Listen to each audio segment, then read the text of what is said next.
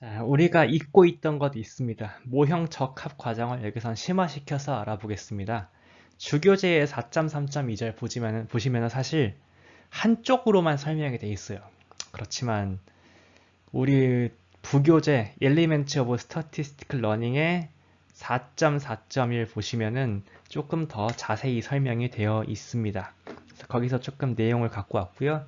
이게 어, 일단 오늘까지는 조금 그 맥시멈 라이클리우드 최대 가능도법이랑 그다음에 경험적 위험 최소화 관점을 좀 익숙해지기 위한 의미에서 조금 계속 좀 짚고 넘어가려고 합니다. 자, 그래서 최대 가능도 추정 과정 살펴볼게요, 여기서.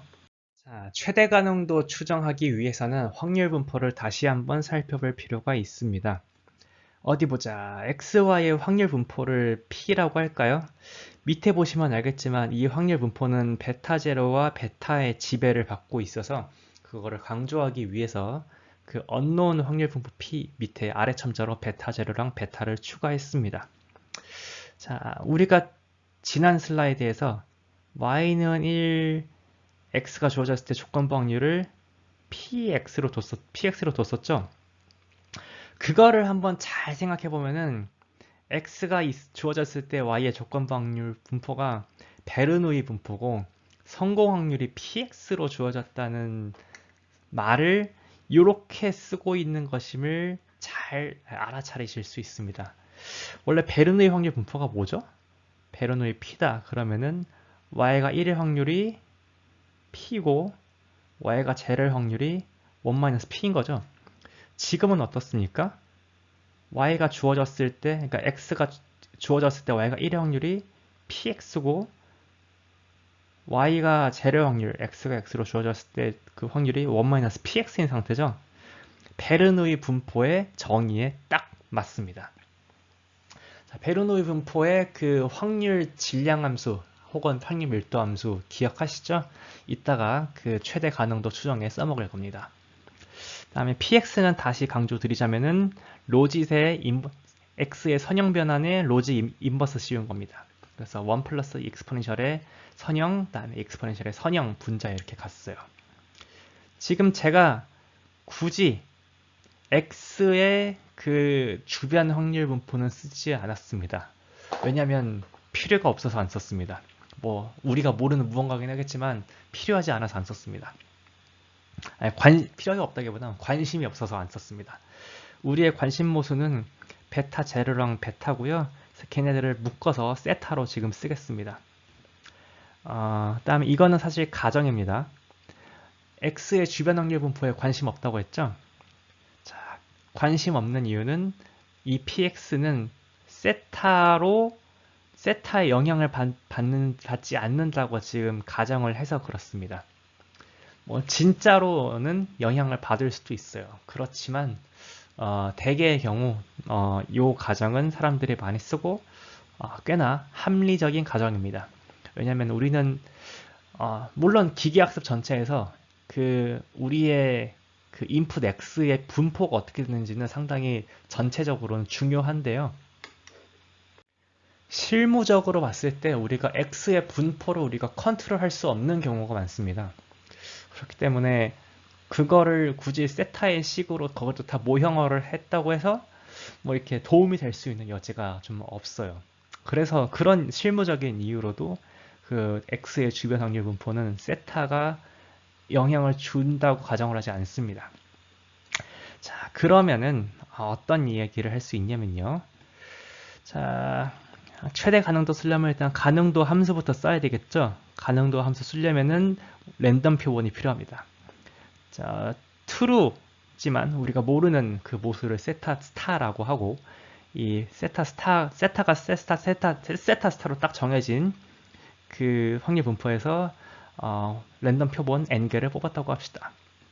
그러면 가능도 함수를 어떻게 쓸 수 있냐면 자, IID 샘플이니까 전체 샘플의 가능도는 각 샘플을 관찰할 확률의 곱이죠. 인디펜던트 하니까. 그 다음에 각 확률을 관찰할 확률은 자, 주변 확률 곱하기 조건부 확률입니다.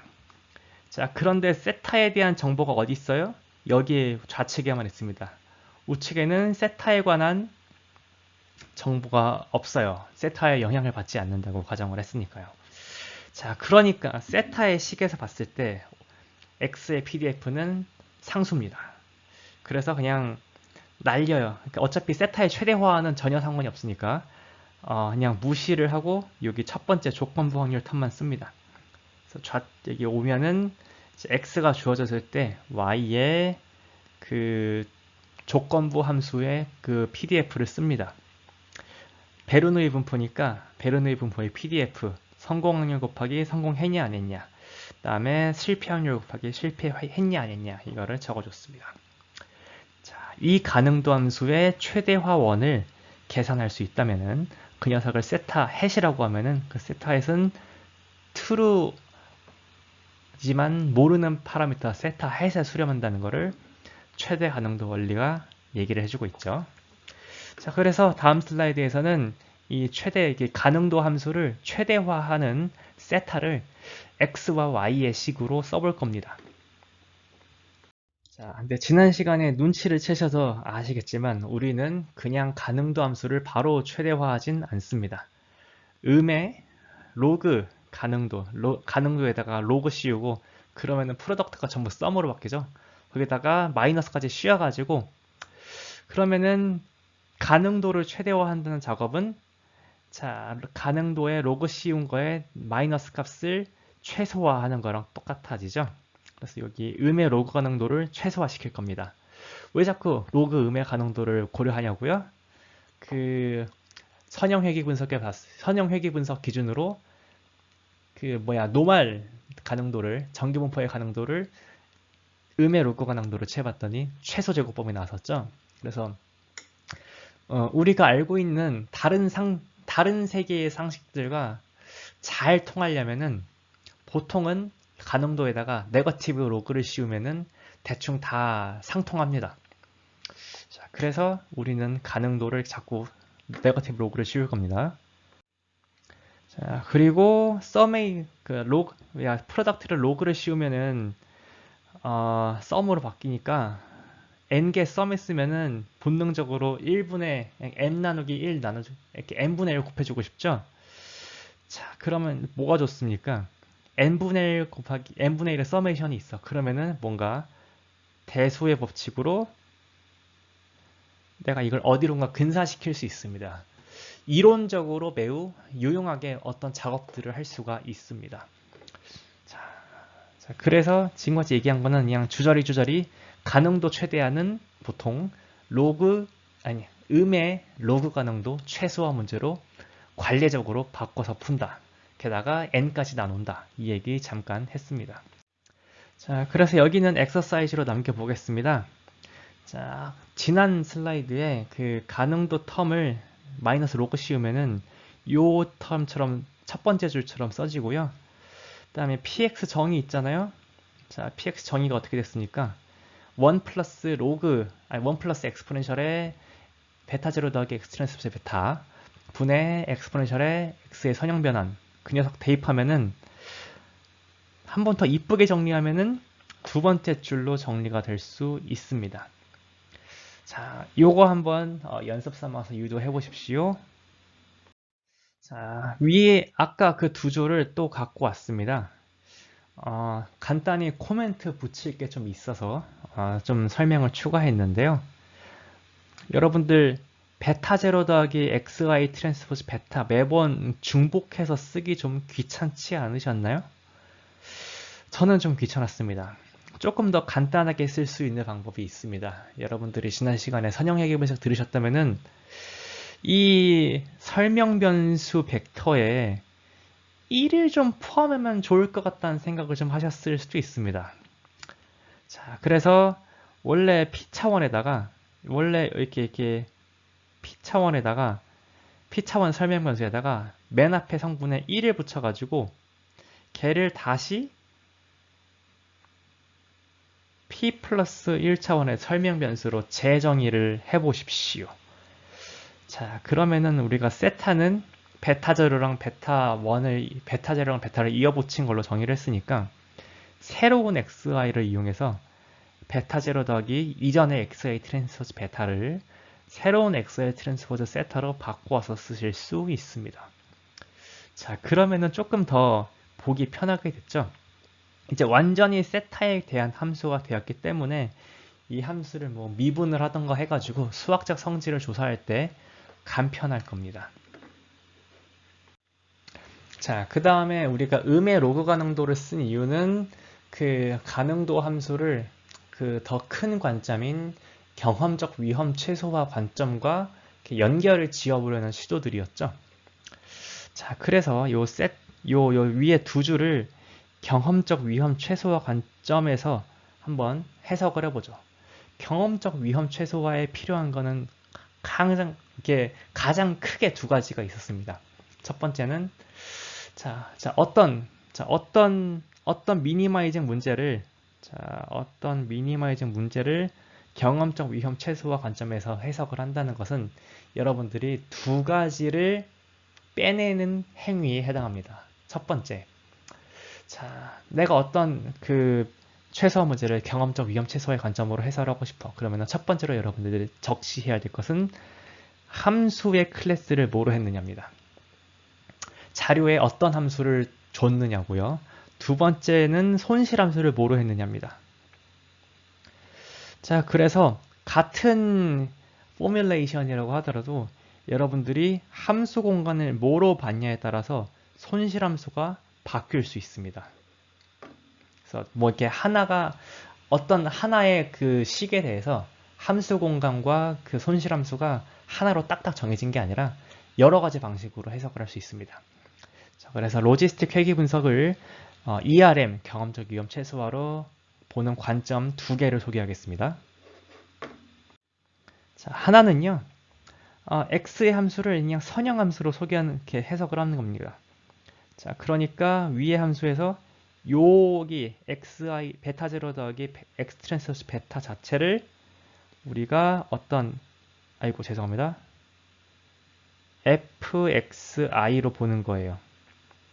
자, 그럼 fxi 밖에 있는 거는 전부 손실함수의 파트가 됩니다. 자, 그래서 손실함수는 똑같이 갖고 온 거예요. 그냥 yi 자리에 그냥 y 집어넣었어요. 마이너스 ya 더하기 로그 1 플러스 익스포넨셜 a 이렇게 됩니다. 뭐 쉽죠? 제가 굳이 이 포뮬레이션을 지금 여기서 적시한 이유는 나중에 요거랑 서포트 벡터 기계의 손실함수를 비교를 하려고 하기 때문이에요. 자, 그래서 지금 기억해 두시면은 중간고사 이후에 쓸 때가 있을 겁니다. 자, 그 다음에 그 두 번째 관점은 여러분들이 조금 더 재밌게 생각하실 수도 있습니다. 자, 이번에는 x의 함수를 어디까지 집어넣냐면요. 자, 로짓 인버스 함수까지 집어넣습니다. 자, 그러니까 우리의 노테이션으로 했을 땐 pxi 자체를 지금 아니면은 이렇게 로짓 인버스 xi 로짓 인버스에다가 베타 제로 더하기 베타 트랜스포즈 x 자체를 함수로 봤습니다. x의 함수로 보았습니다. 자, 그 관점은 우리가 무엇을 fx로 보겠다는 거냐면 이 슬라이드 맨 마지막에 지금 요 녀석을 지금 fxi로 함수 공간의 그 함수로 보겠다는 뜻입니다. 자, 그러면은 손실함수는 저 녀석을 f로 보는 손실함수를 만들면 됩니다. 자, 그래서 이 슬라이드의 첫 번째 식에서 fxi 자리에 t를 집어넣으면 a를 집어넣으면은 우리의 손실함수가 이렇게 완성이 됩니다. 자, 여러분, 다르게 보면은 이 손실함수는 사실 그냥 이렇게 베르노이 분포에서 성공 확률이 A인 그 PDF에 그냥 음의 가능도 함수를 쓴 거랑 똑같고요. 그 다음에 여러분들이 패키지, 특히 파이썬의 머신러닝 패키지를 쓰실 때 손실함수를 적시해야 될 경우가 있을 때 크로스 엔트로피로 할 거냐, 힌지로스 할 거냐 이렇게 선택하라고 나옵니다. 크로스 엔트로피가 바로 요 손실함수에 해당합니다. 자, 그러니까 여러분들이 크로스 엔트로피 손실함수를 쓴다. 그러면은 여러분들은 뭘 하고 있는 거냐면은 로, 어, 요 A가 그러니까 fx를 어떻게 모델링 할지는 모르겠지만 뭐 그게 이렇게 지금 우리 로진 모형처럼 익스포넨셜 어떤 파트가 될 수도 있겠지만 일단 손실함수는 그 베르누이 함수의 그 PDF를 갖다가 쓰겠다. 우리가 확률 모형 쓰겠다 하는 뜻이 됩니다. 자, 사실 요거 너무 설명하고 싶어가지고 굳이 제가 이 슬라이드를 좀 욕심내서 넣긴 했습니다. 여기까지 해가지고 그 음의 로그 가능도 함수 살펴봤고요. 구체적으로 이거를 어떻게 최소화시킬 건지 조금만 더 얘기를 하고 여기 슬라이드 이 중단을 마치려고 합니다. 자, 아까 그 목적 함수 p세타 보셔서 알겠지만 요 녀석의 사실 강볼록 함수인지도 잘 모르겠고요. 강볼록 함수면은 이렇게 여기 최소화원이 유일할 텐데 그 최소화원이 그 우리의 자료 행렬을 이용해서 한 큐의 매트릭스 계산으로 할 수 있는 식으로 이렇게 나타나지 않습니다. 자, 그래서 어떤 방법을 써야 되냐면은 첫 번째로 이 함수가 세타의 강볼록 함수임을 증명해야 되고 다음에 사실 강블록 함수임을 증명할 수 있거든요. 그러면 강블록 함수는 최소화는 유일하니까 알고리즘 적용해가지고 찾아 나가면 됩니다. 그 알고리즘이 구체적으로 어떻게 쓰여지냐 이거를 이 19쪽에서 썼습니다. 자, 좀 난이도가 높은 내용이라 생각하고 그래서 여기 별표를 써놨습니다. 자, 그래서 이거를 숙제로 낼지 말지 또 고민이 돼요. 자, 관심 있으신 분들을 위해서 일단 계속 설명을 하겠습니다. 일단 1번 강볼록 여부임은 어떻게 증명하냐면요. 지난 챕터에서 보셨듯이 자, 세타의 이 함수의 목적 함수의 이계도 함수 헤이시안 매트릭스를 계산해봐요. 그러면은 이 녀석이 여기 이렇게 써지는데요. 디테일은 생략하겠지만 이 녀석이 임의의 세타에 대해서 또 양정치임을 보일 수 있습니다. 물론 가정은 두 개가 필요합니다. 지난 시간하고 똑같이 샘플 사이즈가 그 디멘전보다 크고 그 다음에 자료 행렬의 모든 컬럼들이 선형 독립이라는 전제 하에서 양정치입니다. 자, 그래서 1번 체크됐습니다. 세타는 강볼록 함수이고 유일한 최소화원이 존재하고요.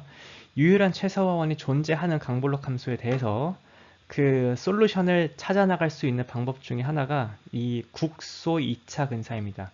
아이디어는 매우 간단합니다. 자, 처음에 이니셜 포인트 하나 잡아요. 얘를 뭐 세타 제로라고 해요. 다음에 요 녀석에 대해서 요 녀석 지점에서 여러분 2차 테일러 전개하죠.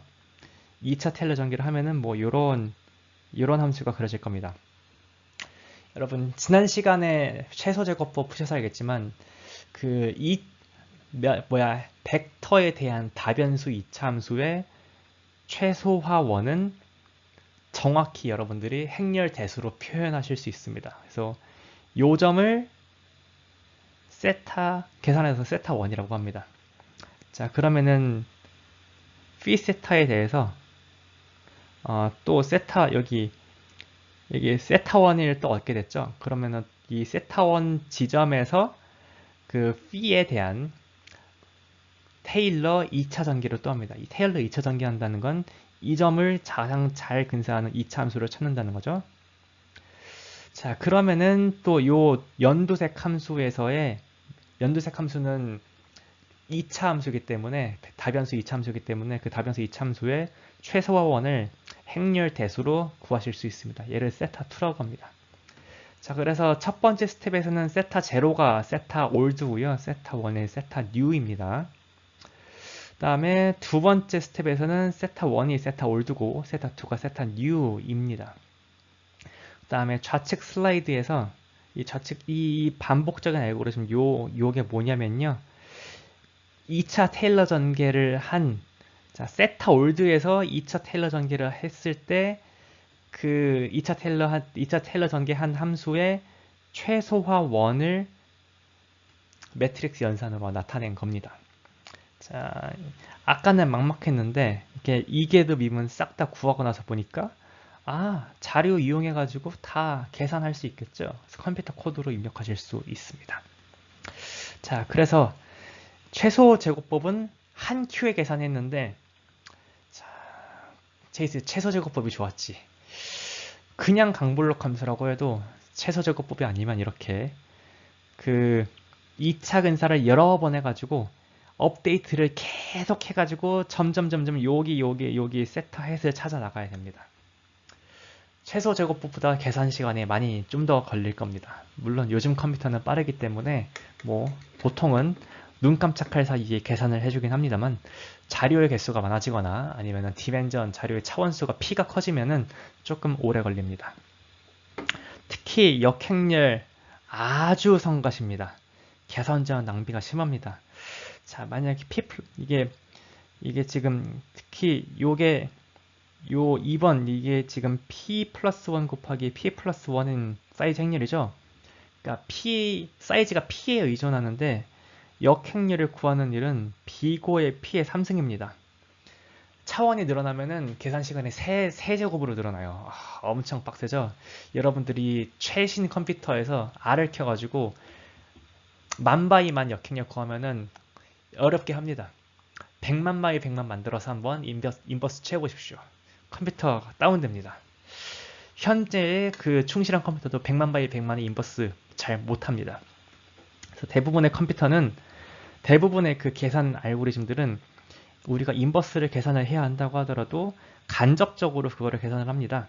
그래서 그 자세한 거는 뭔가 아마 수학과에 있을 것 같은데 최적화, 수학적 최적화 하면서 이런 과목들을 들으시면은 뭔가 그 임의의 다변수 함수의 최소값을 찾는 알고리즘들을 공부하실 수 있습니다. 수치 해석. 매우 이거 듣고 나서 여러분들 취업하시면 아주 좋아합니다. 되게 근본 있게 공부하고 왔다고 되게 좋아할 겁니다. 자, 아무튼 여기서 하고 싶었던 말씀은 최소 제곱법의 세상을 넘으면은 점점 컴퓨터한테 많이 의존을 하게 되는 이런 컴퓨팅 꼼수를 계속 이렇게 고민을 하는 사람들이 점점 유리해지는 세상이 됩니다.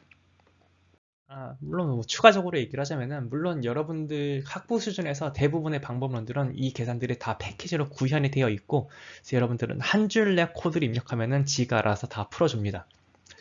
그렇지만 여러분들이 점점 그 기술의 그 전문성이 높아질수록 상용 아니면 이미 만들어진 함수로는 풀 수 없는 문제들이 등장을 하고 이미 만들어진 함수들을 좀 뜯어 고쳐서 나만의 커스텀한 기능을 구현을 해야 될 때가 많거든요. 그럼 그럴 때 이 안에 원리들이 어떻게 구현이 되어 있는지를 알고 있으면은 그 새로운 문제를 만났을 때 그것들을 좀 더 유연하게 대처할 수 있을 가능성이 큽니다. 그래서 원리를 배우는 건 그러니까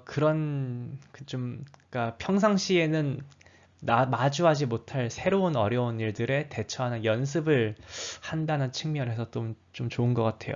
그래서 지금 이 수업은 매뉴얼을 고지것대로 읽는다기보다는 여러분들이 그 매뉴얼의 제작자가 될 수도 있음을 염두에 두고 수업을 좀 하고 있습니다.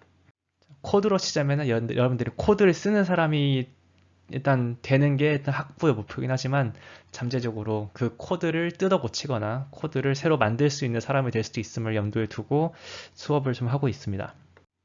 자, 그래서 이 슬라이드에서는 그냥 아예 일반적인 이 F 있잖아요. 그냥 함수입니다. 그냥 D 차원에서 실수로 가는 다변수 함수입니다. 그 다변수 함수가 만약에 강볼록 함수일 때 이 강블록 함수의 최소와 원을 찾아가는 그 국소적 2차 근사 알고리즘 일반론을 좀 소개하기 위해서 만들어 봤습니다. 관심 있으시면 한번 읽어보십시오. 다음에 그 계산 중단어는 여기서 마치도록 하겠습니다.